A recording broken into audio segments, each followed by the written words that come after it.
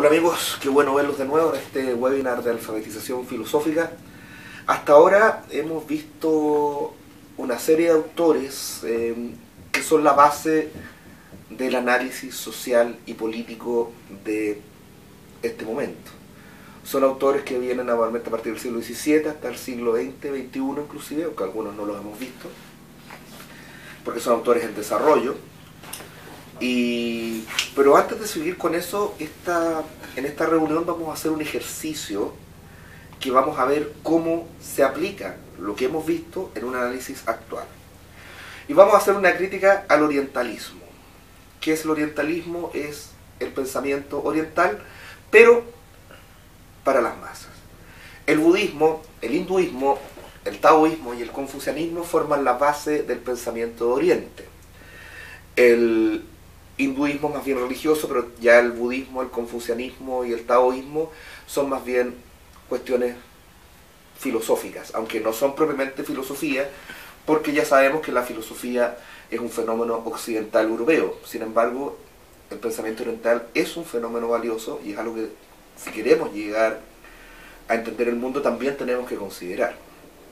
Ahora bien, cuando digo orientalismo no me estoy refiriendo a eso, sino me estoy refiriendo a la versión popular del pensamiento oriental, que a su vez se tiende a mezclar con el pensamiento esotérico occidental, cuyos orígenes son principalmente el hermetismo, esto es los textos de Hermes Trismegisto, y la cábala, que son el pensamiento ocultista, que también hay una riqueza de pensamiento ahí. Sin embargo, eso no es lo que ocurre. Lo que ocurre es el secreto, el libro El Secreto, decrétalo, todo ese tipo de cosas, esa simplificación de un pensamiento que sí es profundo, que sí es rico, pero que sin embargo es un pensamiento que no es propiamente un pensamiento serio. Muchas personas podrán argumentar y decir, bueno, pero ¿qué tiene malo que la gente tenga fe, que la gente crea cosas? Bueno, tiene mucho de malo. Primero que nada, porque el uso de la fuerza, como en la Guerra de las Galaxias, no ocurre. Tú no puedes, para que tu mente actúe sobre la materia necesitas el cuerpo. Y si tú quieres tener grandes logros en la vida, necesitas además a otras personas, porque nadie se basta a sí mismo, menos en una sociedad tan especializada como la que tenemos. Ustedes recordarán a Marx. Marx hablaba de la alienación. No tocamos ese punto, pero él decía que el hombre se aliena en su trabajo y deja de tener conciencia social. Estamos viviendo un fenómeno de desvalorización de la filosofía y en general del pensamiento de las humanidades, y es por eso que esta serie de microprogramas se llama alfabetización filosófica, porque la gente en general no sabe esto, y esto no es un fenómeno estrictamente chileno, sino que es un fenómeno mundial. La gente que estudia humanidades gana menos, por ejemplo, que la gente que estudia ingeniería. Son difíciles, pero resulta que hay una infravaloración de esto. ¿Por qué? Porque las humanidades y la filosofía, que está en la base de todas las ciencias sociales, normalmente generan pensamiento crítico. Y a la gente que tiene el poder no le gusta el pensamiento crítico. Ahora bien, este orientalismo, esta simplificación del pensamiento oriental, que como ya les he dicho es bastante rico, te lleva a pensar que tú eres el responsable por ser feliz.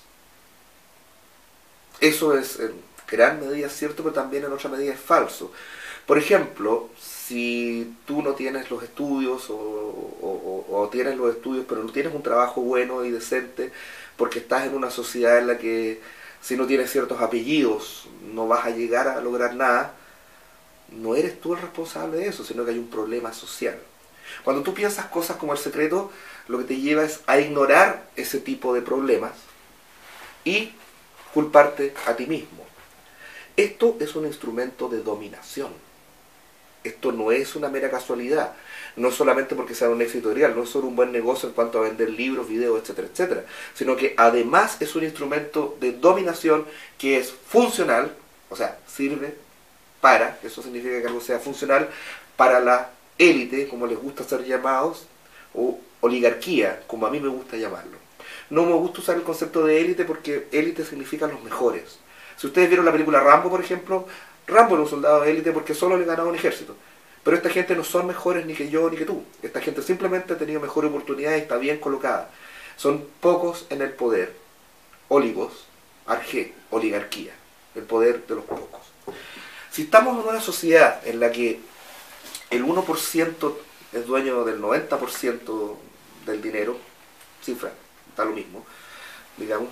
Si estamos en una sociedad en que si tú no tienes ciertos apellidos ni ciertas relaciones, por mucho que saques doctorados, no vas a ser gerente de una empresa grande, ¿cómo podemos pensar que el hecho de que tú no seas feliz sea tu culpa?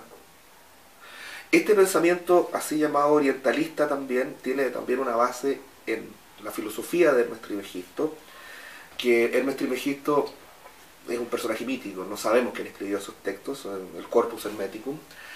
Y bueno, en este texto se dice que los dioses son hombres mortales y los hombres son dioses inmortales. Y esto estuvo en la base del Renacimiento, que es cuando la humanidad y Occidente despertaron y volvieron a pensar, porque antes de eso estaba la escolástica, estaba la iglesia, nadie pensaba. Y ahí existió un caballero que se llamaba Giovanni Pico de la Mirandola, que a través del hermetismo desarrolló una filosofía humanista que inspiró a todo el Renacimiento. El hombre puede llegar a dominar el mundo. Ahí nace el antropocentrismo. Sin embargo, este pensamiento se une al orientalismo y ¿en qué termina? Termina en decrétalo, termina en una serie de supersticiones que en vez de hacernos avanzar hacia la razón, como querían los hermetistas originales, nos hace volver a la superstición y nos aliena. La felicidad del hombre no depende solo del hombre. El hombre no es un animal solitario. El hombre es un animal que vive en sociedad, sobre todo el hombre occidental. Por tanto, si tú eres feliz eres una isla de felicidad en un mar de desdicha, esa felicidad no puede ser auténtica. Tú necesitas la felicidad de los demás también. Y bueno, este pensamiento oriental lo que hace es servir al poder y te vuelve amo de ti mismo, pero en el mal sentido de la palabra, más bien te vuelve esclavo de ti mismo. Porque ahora ya no necesitas un jefe que te esté diciendo que tú tienes que lograr las cosas. Tú mismo te presionas, porque tú tienes el poder interno, porque tú tienes la chispa divina y todas esas cosas que ellos dicen. Entonces, si algo está malo, finalmente es solo tu culpa y no miras el entorno, no miras a la oligarquía, no miras el esquema de dominación en el que estamos. Byul-Chul Han, que es un pensador coreano, que sin embargo es un filósofo alemán, porque se formó en Alemania, y su filosofía forma parte de la tradición alemana, de hecho escribe en alemán, tiene un libro llamado Psicopolítica, en el cual no solo habla del orientalismo, sino que habla de una serie de formas de dominación que hacen que ya el control externo no sea necesario, sino que tú mismo te controles. Y parte de esto es este orientalismo, digamos, que no es el pensamiento oriental propiamente tal. Entonces, resulta que la gente empieza a orientar su felicidad al consumo. La gente decreta, no sé, tener un nuevo smartphone, tener nuevos bienes, y la gente define su identidad a través de los bienes, lo cual es una forma de alienación mucho más eficiente que la dominación externa. En Chile todavía no llegamos a ese punto, estamos en una mezcla entre este tipo de dominación y la represión del poder biopolítico, el panóptico y todas esas cosas que hablaba Foucault. Pero, dice él, dice Byul-Chul Han, ya eso está siendo superado, porque ahora vamos a transformar a cada uno de los seres humanos en su propio vigilante. Y él habla en ese sentido del smart power, él escribe en alemán, esto lo dice en inglés, el poder inteligente, pero cuando dice smart power es para que suene igual a smartphone. O sea, así como tú andas con tu teléfono y andas con la internet en el bolsillo, así tú andas con este poder y tú mismo eres el encargado de ejercer la dominación funcional al sistema. Eso es algo que queremos traer a colación. Este análisis que estoy haciendo yo lo hace muchas otras personas. Sin embargo, en este momento estoy hablando desde mí mismo y estoy usando la tradición filosófica, la tradición en el caso de Marx, cuando hablamos de la alienación, la tradición heideggeriana, que es la que recoge Byul-Chul Han. La filosofía sirve para analizar el mundo, sirve para analizar tu vida. Heidegger, que es el padre filosófico de Byul-Chul Han, distinguía dos modos de ser, el modo de ser auténtico y el modo de ser cotidiano, eso lo hablamos. El modo de ser cotidiano es dejarse al sé, así se dice, así se hace y no cuestionar. El modo de ser auténtico es el cuestionamiento de la realidad. Yo sé que estoy siendo muy simplista, no estoy usando las palabras heideggerianas porque esto es un webinar de alfabetización filosófica y no me interesa confundir, sino clarificar.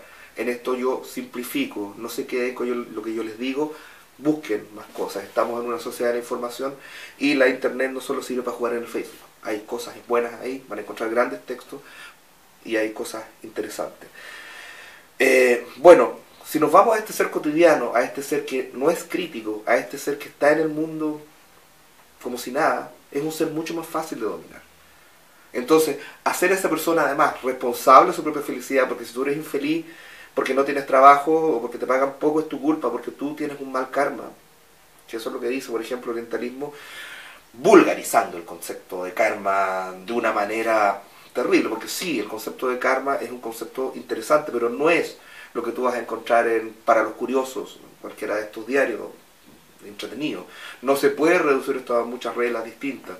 Han habido grandes pensadores orientales, como por ejemplo Arya Nagarjuna, Lao Tse, Chun-Tse, entre otros, que elaboraron estas doctrinas de una manera muy profunda y muy valiosa. Pero claro, hacer eso requiere de estudio, requiere de comprensión y no está al alcance de todo. Entonces, el orientalismo vulgar, esto del decreto y todo este tipo de cosas, el secreto y todo este tipo de cosas, lo primero te dicen, esto es fácil, esto es para cualquiera.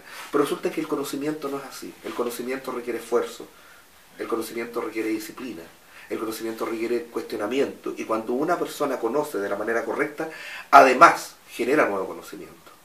Todos los filósofos han partido pensando en el entorno. No solo los filósofos a esta altura, los sociólogos, los historiadores, etc. Entonces, es para esto que pensamos, para entender nuestro lugar en el mundo, para entender quiénes somos. Si hay una infraestructura política que te lleva a ser dominado y tú no tienes los medios para saltarte esta dominación y no quieres aislarte del mundo, va a ser muy difícil que tú alcances la felicidad por más que lo decretes, según este tipo de metafísica vulgar. Eso es algo que yo quería decirles hoy. Como pueden ver, las categorías filosóficas están hechas para analizar el mundo y nuestra posición en el mundo. Si las personas piensan, por ejemplo, y dejan de comprarse un celular cada rato porque sale uno mejor, si dejan de tener que estar a la vanguardia de la tecnología, más allá de que hay necesidades que son legítimas, yo necesito tener un computador, yo necesito tener un teléfono, pero necesito tener el iPhone más caro, necesito el computador más caro, de acuerdo a mis necesidades, nada más. Si las personas hacen esto, como corresponde, el sistema va a tener que cambiar. Por eso hay intereses que quieren que esto no cambie. Y el orientalismo vulgarizado, no el pensamiento oriental real, es una herramienta más al servicio del poder. Y el poder te domina. Porque a no ser que seas de algún apellido, de alguna familia con mucho dinero, tú no estás en el poder. Y yo tampoco. Entonces lo que nosotros tenemos que hacer es estar conscientes y entender que siempre estamos siendo sujetos de dominación. Siempre quieren dominarnos. Y quieren dominarnos para que consumamos, y quieren que consumamos para que la economía funcione, pero resulta que la economía no funciona para todos. La economía funciona para el 1% que dueña el 90%. Entonces tú estás sirviendo un sistema desigual en la medida que no piensas. Y es por eso que la filosofía es importante. Ahora, yo no te podía decir esto a ti si no te decía de dónde viene este pensamiento. Por eso hablé de Descartes, por eso hablé de Marx, hablé de Hegel, hablamos de todo esto, para llegar a entender que la filosofía es una herramienta para analizar el mundo. Lo que estamos haciendo ahora es analizar el mundo. He citado a algunos autores, pero lo que estoy haciendo ahora es usar ese bagaje para yo formarme con las herramientas que me da la filosofía mi propia opinión informada del mundo, que no es cualquier opinión, es una opinión informada. Y en ese sentido las herramientas filosóficas son importantes. Si tú quieres ser rebelde, si tú quieres rebelarte, tienes que saber contra qué te rebelas, contra quién te rebelas y cuáles son las estrategias que tiene el poder para dominarte. Porque el carabinero que te pega la luma es lo más fácil de evitar. Simplemente andate por otro lado y no te va a perseguir. Pero lo que hace la publicidad, lo que hacen las falsas ideologías, lo que hace el consumo es algo que es mucho más difícil de advertir porque es sumamente suave y porque si tú no estás despierto vas a caer en esa espiral. Y es para eso que pensamos para ser libres. Pero no vamos a ser libres sino en la medida que vivamos el aquí y el ahora, que vivamos el mundo y que sigamos la verdadera enseñanza de Buda, por ejemplo, que era actuar con rectitud y tener amor y compasión hacia todos los seres, lo que no era en ninguna medida un camino tan fácil como el del libro El Secreto. O si seguimos también la verdadera doctrina de Hermes Trismegisto, que nos dice que el hombre debe perfeccionarse constantemente hasta llegar a ser un Dios, pero no es porque, oh, yo decreto que soy un Dios. No, no es así. El hombre estudia, el hombre se perfecciona, el hombre se forma a sí mismo hasta llegar a hacerse imagen de los dioses. Eso era la doctrina real de esta gente y no lo que nos están vendiendo ahora. Espero que esta reflexión les haya servido. Espero vernos la próxima vez.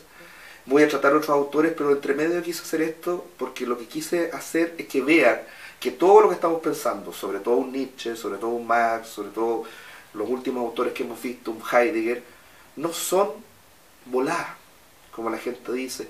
No, estos filósofos no son la inmortalidad del cangrejo. Estamos pensando la vida, tu vida, aquí y ahora, y cómo conseguir la felicidad en una sociedad, no creyéndote un cuento que en realidad nunca existió. Muchas gracias y nos vemos a la próxima.